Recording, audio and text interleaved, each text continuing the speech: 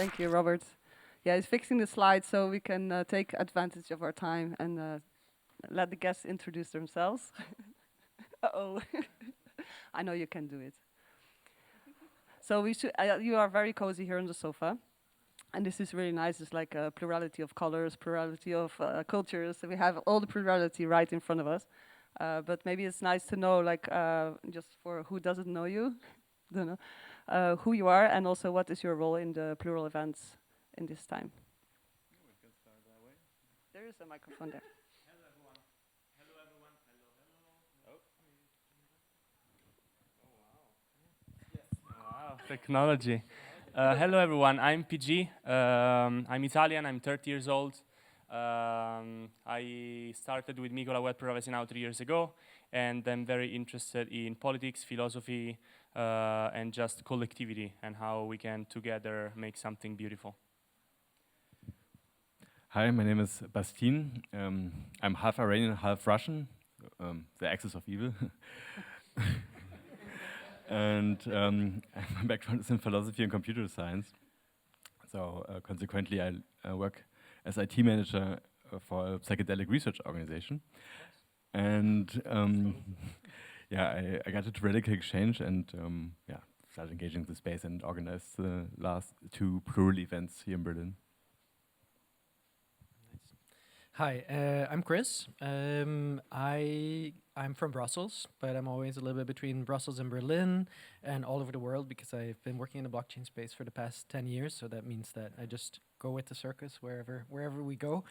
And yeah, so I've been always working on looking for solutions how you can, I would say, empower people and find ways to also do, for example, decentralized fundraising, etc. So I've worked at Gitcoin, at Giveth. I'm part of a community hub as well in Brussels called the Commons Hub, and currently working at Logos, and we were co-organizing the latest Plural event that happened.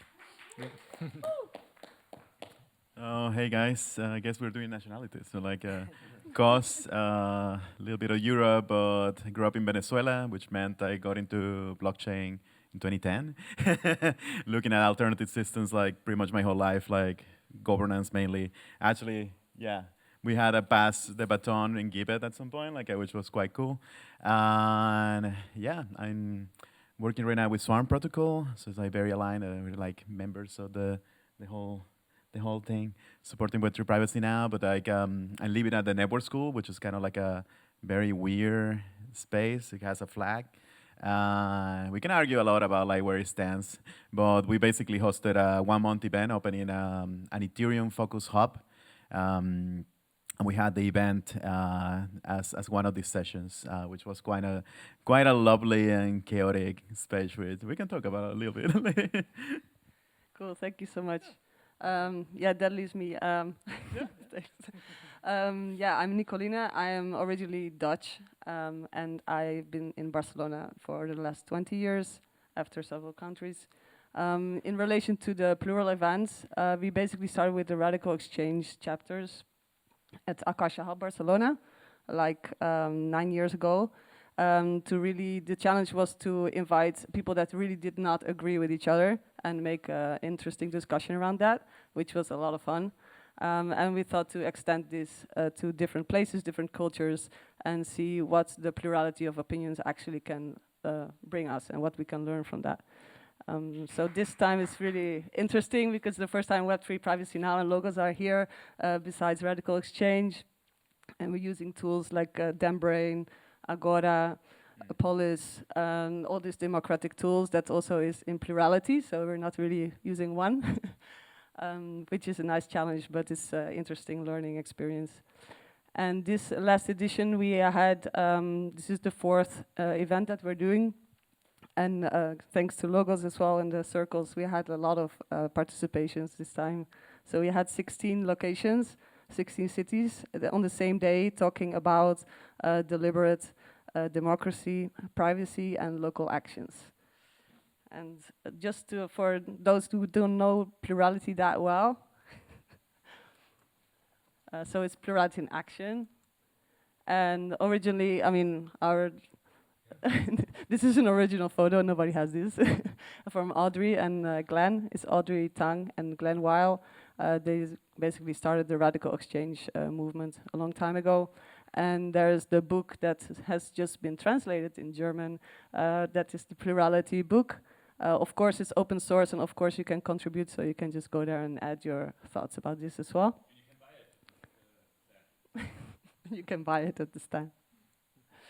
So yeah, plurality is a collaborative diversity. So we are not aiming to people have to agree with each other. We actually basically just studying what is the disagreements that we have of the plurality of opinions and see what we can learn from that. That's just a beautiful picture of a swarm because everybody loves this. So we had one topic, 16 cities, which in total was 261 people talking about deliberate democracy on the same day. And apart from all the knowledge that comes out, it's really fun feeling to know that you're not the only ones talking about it. And one of the important things is that what Una was mentioning as well here before, the third space is where we actually can talk in person. So this is not a digital Zoom sessions. These are really like in real life conversations where you have that freedom to really express your thoughts. So all the partners that I mentioned already, and that we, I just wanted to ask from you guys because you all had like a very different role in these Plural events. The first question that came up in at least the Barcelona event was like, what is deliberate democracy? And I would like to ask you, PG, because you had some good theories about this. What is what for you means deliberate democracy? Okay, what I can share is that. Wow, they turned off. Okay, what I can share is that in Italy, for example, we had, like, my grandfather generation was very active politically. It means that they were gathering, they had ideals, they had values, they had vision, and they were actually fighting with each other verbally and in a constructive way, some other times also physically, but all these like not confrontation, all these like coming together and discussing what is like, what they believe in, what they feel good for their own community, for their own city, society, was actually bringing some practical change in society.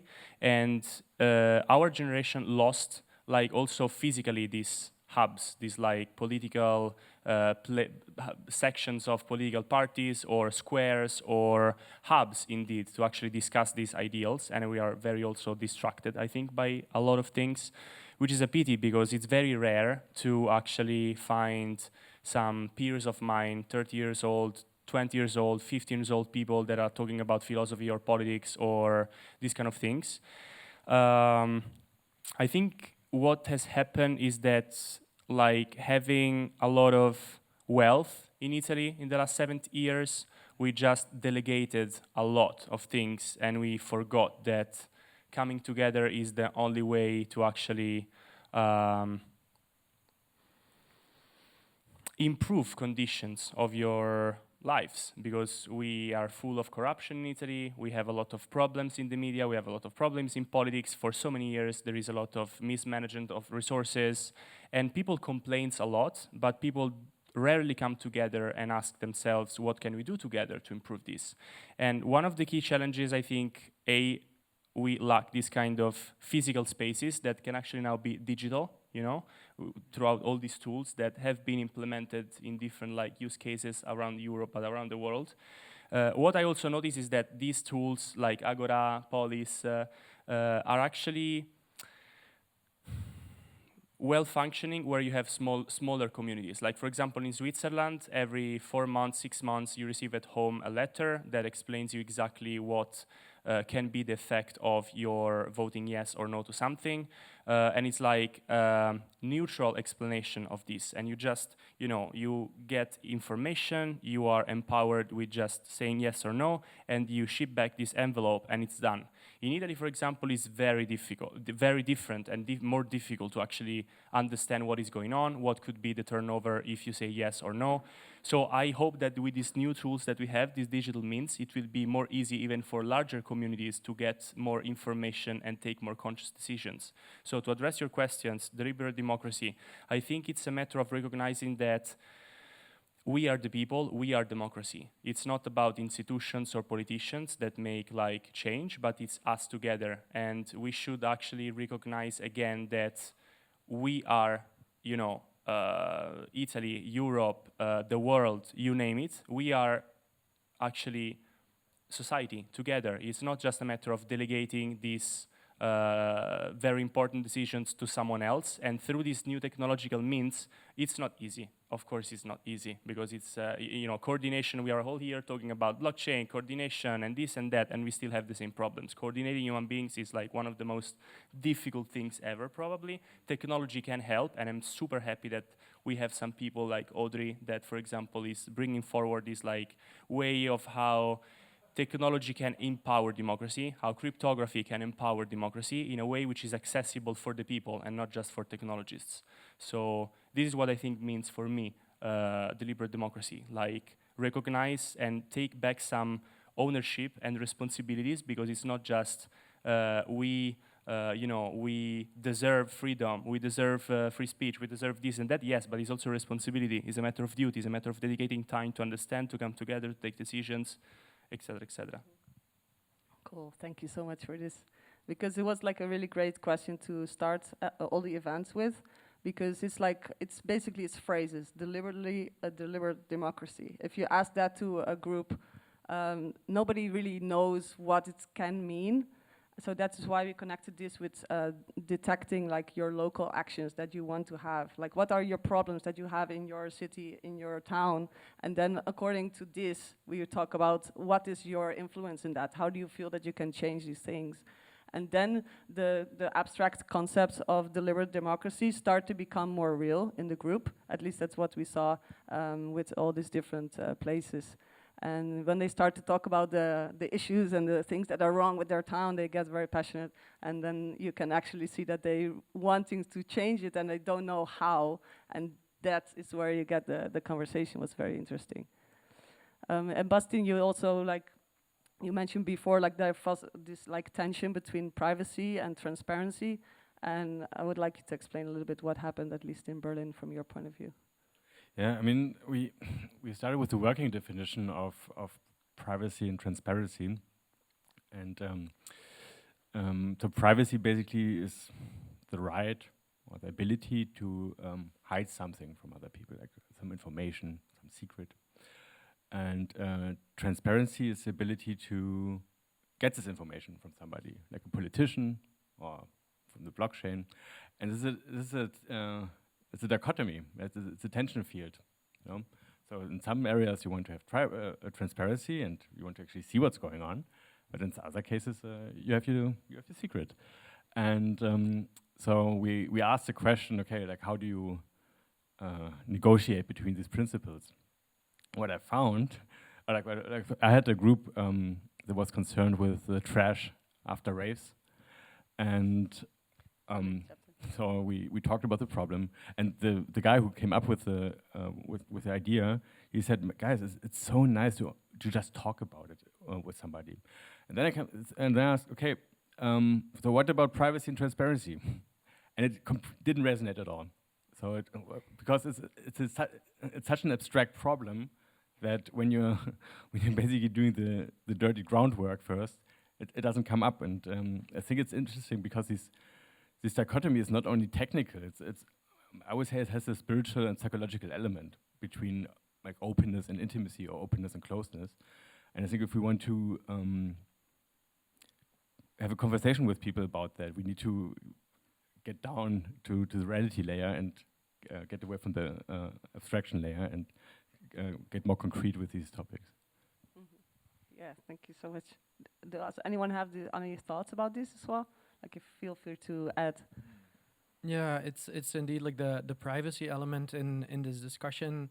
Where I was also in Berlin was indeed not the most important. Well, it was because it was like, where does privacy come in? Where does transparency come in? And I think it's the thing of like transparency for the powerful. And I think like for the individual, you want privacy, but for the people in power, you want transparency, and that's just a very important thing. And in this specific case, yeah, there was the trash cleanup we discussed. There was a discussion of a next bike in Berlin that is kind of disappearing. The last news on this is from January, so that was one of the actions we proposed to create awareness around this and see what we could do. There was transparency was very important, because it was like, where can we stay in the loop of what's happening? There was literally no news since January, not from the company, but also not from the government. So it was already May when we did our event. No news, nothing. And it's like, okay, where can we stay up to date when decisions are made by our government? And that is very tough. So in that sense, it definitely came up and was important. And transparency from the people in power, we're not there when there's a lot to do, for sure. Okay, cool. I see you having some thoughts about this as well, Koss. Yeah, I guess. Like, I mean, I don't know, but I will have to explain like what the neighbor school is, I guess. Up to you. Yeah, very quickly. Like, the neighbor school is like basically an experiment by Balaji Srinivasan on like a take on the neighbor state book. You hear about this idea of like nascent, post-nation, kind of like new like sovereigns take, which is quite interesting. But like it basically functions as a membership community. But if I think about it, actually, it's definitely, if it were to become a country tomorrow, it won't be a democracy, it's a business. But if I think about it from the perspective of like transparency, there's basically like this, every week there's like a lunch, and people, it functions like a focus group, kind of like a small town hall type of space. But you get access to like understand what's going on in an ongoing basis, and everything is completely transparent. But you know, it is a business, and I pay my membership. So yeah, if I think about it, everything is quite transparent and very clear, which is not what I will think if in a different way. It's definitely not. It won't function as a democracy if we were thinking about that. But I had like full access to what's going on in a sense, which I don't if I think about it where I grew up. Yeah, so trade-offs. Thank you, Dan. So cool. Yeah, it's interesting to see the different realities of where these events are taking place and what kind of conclusions we can take from that. Just to give like an example, like in the network school, the discussion about transparency was like maybe not so present, or like what do you want to change in your surroundings when you are kind of like inside this business-like community. And then there was like, for example, in Barcelona came up, there was a comment that said like, yeah, but privacy, I mean, what's the point? Like it would make so much more impact if you actually stand up and say like, this is what I stand for, and do that out in the open and actually make something happen. But then in Africa, there were groups that were discussing how difficult it is to even just gather around, not even getting to like what you're even talking about, but just gather in groups because it gets you arrested. So then you see a little bit of different perspectives on similar problems, which is interesting. We gathered all the insights, and this panel is now no way long enough to even like go into all the details. So I kind of like did like a knowledge dump in an article that has a lot of content from all the different locations on some specific questions. And in the end, we have the QR code that you can go there and check them out. I mean, we don't have time, especially because also, Kris, I wanted to ask you, because Logos was studying a lot what kind of actions are coming out of the Plural events. And yeah, because, I mean, maybe you would like to highlight that. I don't know if you want to go through the slides already. Yeah, well, or... I don't know how we are on time. I don't know. We could do it towards the end as well. But yeah, no, on actions, so like the thing that Logos brought into the mix, so Plural events are multiple cities where they discuss a topic together, and I think it's great, first of all, that people come together and have discussions, but the thing that we want to bring in from Logos was also like, let's get to action, let's do something, let's not forget that we're people who have power. And so yeah, that was the first step where we just asked people, okay, we're thinking about the concept of deliberate democracy. Now think of one very specific issue in your city or region that you would like to make better and that you feel that you can make better. So with Logos, we organize circles in every city that are actually specifically around this. We call it winnable issues. So there's one specific thing that is reasonable, that is small enough, but impactful, and that you can change. So we came with this angle a little bit in this edition, and people found an issue and then came up with a proposal or an implementation of like how they wanted to do it, and we made it. We increased a little bit the stakes by just saying we do a little contest. We will give a bounty for the different locations that actually execute on the action. So think of a thing that you can do, and if you can then also try to make it as concrete as possible, that it could be executed within 1 week with minimum 3 people. And there were bonus points for people who actually did it, because that's already an improvement, I think, that you're like, okay, there's an issue, we can do something, and then you actually do it. Crazy, but that's possible. And so I think it did steer the event in a certain direction, and I was reading through all the different locations, and it was really impressive to see how many wonderful ideas came up. And I sensed it as well, like in Berlin, we were, I don't know how many people we were. Yeah, between 15 and 20 people, and there were so many ideas that we decided to split up in 3 groups to work out different ideas, and that happened in other cities as well. And yeah, honestly, for me, it's heartwarming to just see how genius some of these ideas were. And I think there were two categories. Some were very concrete. We had, for example, trash cleanups in Brussels. They did that. In Berlin also. One of these came up in Lisbon. They were going to create mobile public local gardens. There were also in Nigeria, I know there were things of improving decision-making processes and allowing people to vote on issues. In Rome, they did a thing of a beer contest, right? That was it. It's called Drunk for Good. Drunk for Good, that was it. So they had all these fun but sometimes very genius actions that they came up with.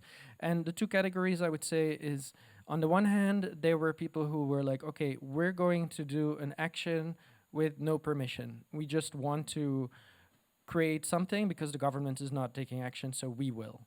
And then there's another part and another group that was more like, how can we increase participation in government processes? I am personally a little bit more fan of taking action yourselves, because we've seen how governments are kind of failing and not doing such a great job. And I think the beauty of all of this, and we sensed it as well, is people come together and they see how much power they actually have. You just need a group of just like 2 or 4 people, and you just say, let's do something. Okay, we come together again next week and we actually do it. I saw like in Rio, for example, they did that. They came together a second time. They had a whole plan. They mapped it all out of how they wanted to implement some of the things that they did. So yes, that was really beautiful to see. Yeah, and it's also interesting to see the differences between cultures. Yes. Like, for example, Barcelona, there is a lot of people that have a lot of faith in our democratic system in Spain, and they actually searching, like, if the question was like, how do you want to participate as a citizen, most of the people still were like, no, I'm going to talk to the authorities, we're going to present a proposal, and like we're going to do this like this. It was more around like, how do we shape the proposals in a way that people paying attention, rather than like real like guerrilla actions, like completely bypassing the system. And of course, in other countries, this was completely different. So you can see, like, also by the ways that people want to interact, like what is the trust that they have in the system, in this culture, which is a very interesting comparison as well. And I saw also, like in many action proposals, that there were the topic of privacy versus transparency came back in the concrete proposals as well. There were quite some proposals of how can we hold governments accountable? How can we actually ask for transparency in some of the things that should be happening and are not happening? So yeah, there was this constant dynamic between different approaches for people. It was really interesting to see. Yeah. And also one of the biggest challenges, of course, the facilitation of groups like that. I mean, how do you really get all the people in the room to speak out and not, you know, throwing stones at each other? And this is something like, I mean, fortunately, like most of the circles and also the hubs in the hubs network, they're already kind of used to doing facilitation like that. So it's pretty good. But also like in a network school, maybe you had some issues about the polarization. Yes and no. I mean, you got me thinking how an event like this would have gone if I was still in Venezuela, but like because I had a civic innovation lab there for like I don't know how long. It's still running. Next Plural event. we can do. I mean, if I ever get, I cannot go back to the country right now. We'll have to wait a bit for reasons. Anyway, yeah, actually, we started the event pretty much like putting it out there on the table. Like there is a format, guys. Do we follow the format, yes and no? And eventually, like, kind of like people deviated entirely, and we just allow that to happen. We had like, I don't know, like, well, I see one of my friends that was there around here, hidden. I'm not gonna, well, don't raise your hat. Anyway, unless you wanna point yourself out. But anyway, like, it was more like open-ended in that sense, and people initially got really heavy into geopolitics and like topics. But then it just winded down a little bit.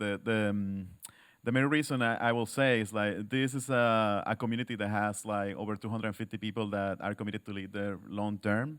But regardless, there's turnover. There's cohorts like every month, so people come and go, and every month there's like 500 plus people. So it makes a difference if you're actually sitting down on the third or fourth or first week with the different kind of people that are there, and if the people are actually leaving the next week. So there's, you know, they're just gonna go, then there's no a particular commitment to solve anything or actually really tackle something. But if you're actually more on the long-term side of things, then okay, there is an horizon of things that you can do and you can actually come together. So I will have to reframe that. But actually, I just pointed out that we had the Logos team come over, and so like Guru and Danish were there, and we ended up having like an unofficial Logos circle that like which was initially proposed by Lazar when he was around just as well. So anyway, no longer Logos, but anyway, so it was kind of like, if I think about it, it just came back to my mind. Like the conversation kind of like ported out towards her. It was like a organic, natural bridge. And we didn't even have it. I didn't even mention that at the time. I wasn't even thinking about it. But yeah, it's just thinking about how these technologies can be used. So at least the roles of, or like how, let's say, the lever, the dial is set in terms of transparency and privacy at the space, it is important. I came out like quite a few times, but yeah, it was mostly an unruly type of setting, or like, you know, so oh, we record this thing? No, like, oh, okay, sure. Let's just like LARP and had fun a little bit, like for an hour and plus, and yeah, then it ended up with this other wider conversation. But like, yeah, I will definitely fine tune how can this happen for long-term type of like horizon thinking rather than just the short. Well, we are there permanently, so. Look, this is the technology we used in Barcelona. It's not so harmful. It's like as it looks. It's actually really nice. We use this just with a little microphone inside, and we would just throw it to someone, and then they would have the word. And that is like kind of already preventing people talking over each other, because if you are holding this gently, then you can express your opinion. So that's just high tech, but it worked really well for us, at least. Is the microphone in the? I think we are about the time that we need to announce the bounty winners. So yeah, because I don't know if you want to do. We're at time, right? Almost. Yeah. But I did want to say like the tool that we used with the quadratic voting. Yeah, Voqua is called. It was really fun to do it, to make decisions together on what the topics were, because we had like 10 topics and then we decided on 3. And with quadratic votes, which you could see on screen what people are voting for, it was a lot of fun because we changed, people were like colliding and changing, oh, you're voting for this? So we changed some of the topics and you saw them change in real time. It was a lot of fun. Yeah, it's cool. We used a lot of the DEM brain as well to gather all the conversations, and it gets like anonymized when they make the transcript. So it's not linked to any identifier, which is very interesting and it's been proved to very useful, especially to gather all the insights.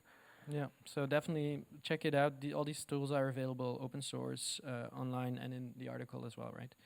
So then we had a little contest and we have 3 winners. We didn't tell the winners yet that they won.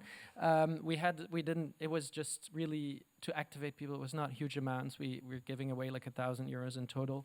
But so on the number 3, so this I already explained. This is what they had to do. One of the parts that they had to do was actually share it online, which some people forgot. And then yes. So for Rome is number 3. So they had their Drink for Good program regarding. So there was waste sorting through partnerships with local bars. That was number 3. Then you have Rio. So this was a participatory game where they really. This is just the start of it. So it was like creating posters based on what are the local frustrations and really surfacing those. So there, the number 2, they won €200, and then the number 1, who gets €600 to really, execute on what they had in mind, is Lisbon. So they created parking spaces as temporary community parklets, and they will continue doing this. So I'm very happy that they won. So that's the winners. So cool. Yeah, and really thank you to everybody that participated. It was just amazing to see the diversity, and we did do some calls for the aftermath and how to organize it, and we tried to gather to guide this as much as we could from Hubs Network. But yeah, we're looking forward to the next one. We are thinking to do it in the mid of September. And we actually have a chance to link it to official citizen assembly of European Parliament. So that's just the cliffhanger here. Keep posted to be informed with the QR code that I think is here somewhere. Yes. Okay. So yeah, the QR code goes to the article with all the insights. It's a lot of text, so you might want to throw it in the AI to understand it.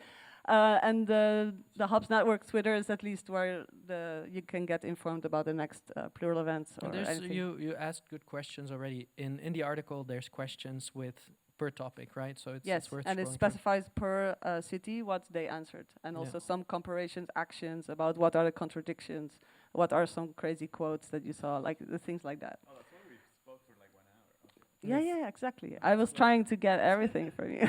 The outtakes. So yeah, if you want to participate on the next Plural event, let me know. And I hope to share a lot more insights next round and actually have a policy framing around this. So it could be cool. Thank you. Thank you. Thank you guys for coming.